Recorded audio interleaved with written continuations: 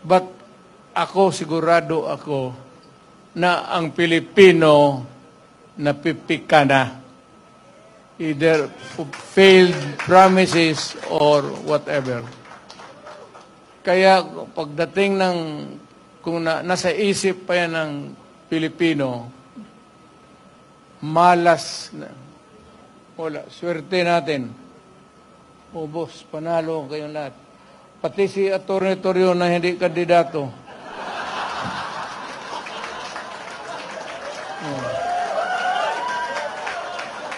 Ilagay nila yung pangalan mo.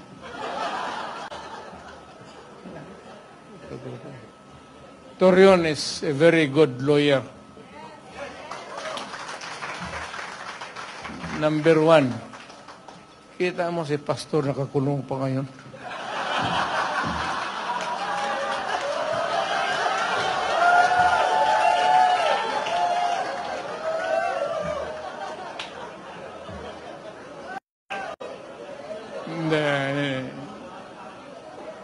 Ano yan there's more to it than meets the eye.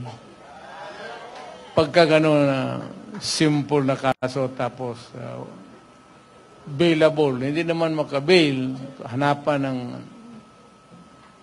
ano yan, sabi niya, sadya yan. So, wala tayong depende na yan sa abogado niya kung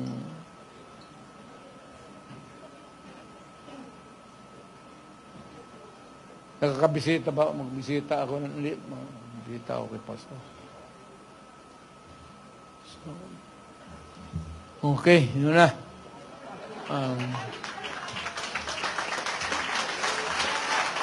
Mabuhay ang former President Rodrigo Roa! Mabuhay ang PDP! Mabuhay ang Duterte candidates! Mabuhay!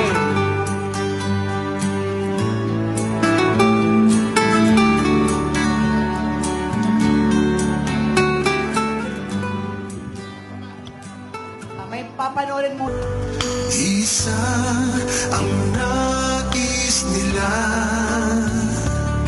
isigaw ang nadarama. Pilipinas muling magsama-sama.